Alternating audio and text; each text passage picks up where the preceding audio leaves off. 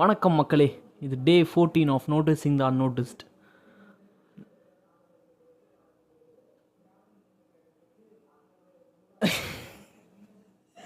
ஐயோ ஆவுனா அப்பப்போ இப்படி இப்படி இப்படின்னு ஸ்டன் ஆயிடுவேன். அதுக்கப்புறம் வாய் சிக்கிரும். என்ன யோசிச்சு வச்சுருக்கணும் அது வாயில் பேச வராது. மூளை சொல்கிறத என்னது உடம்பு கேட்க மாட்டேங்குது. ஹார்பட்டா வரும்ல இந்த டேலாக் வரும். சரி, பாயிண்ட்டுக்கு வரேன். இது டே 14 ஆஃப் நோட்டீஸிங் த அன்நோட்டிஸ்ட். என்ன தங்க மீன்கள் படத்தில் நதி வெள்ளம் மேலே அப்படின்னு ஒரு பாட்டு இருக்குது. நதி வெள்ளம் அப்படின்னு ஒரு பாட்டு இருக்குது. ரொம்ப ரொம்ப அழகான பாட்டு.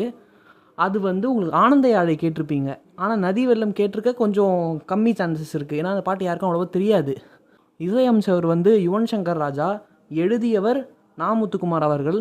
என்ன லிரிக் முக்கியமாக சொல்ல வரேன் அப்படின்னா, மலர் ஒன்று வீழ்ந்தால் அதை ஏந்த பலர் ஓடுவார், இலைகள் வீழ்ந்தால் சருகாகும், வறியவன் வாழ்க்கை இலை போல என்ற போதிலும் சருகுகள் ஒரு நாள் உரமாகும், உயிரே உன்னை பிரிந்தேன் உடனே நானும் இறந்தேன், உடல் நான் அங்கு வாழும் நீதானே எந்தன் உயிரே அப்படின்னு சொல்லிட்டு.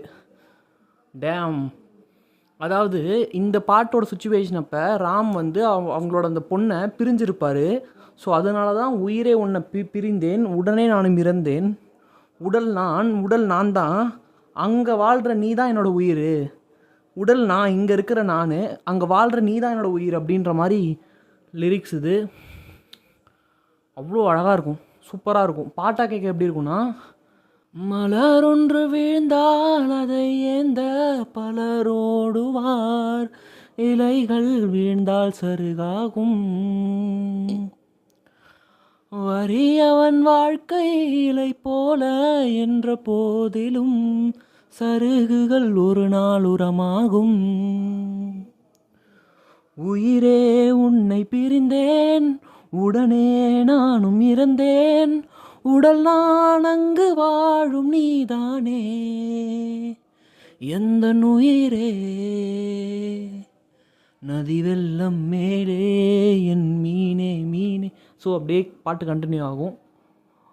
இதில் வேறு ஒரு சரணமும் வரும், அதுவுமே அழகாக இருக்கும் கேட்க. ஸோ நீங்கள் இந்த பாட்டை போய் கண்டிப்பாக கேட்குறீங்க, உங்களுக்கு ரொம்ப பிடிக்கும். பாட்டு பேர் நதி வெள்ளம். நன்றி.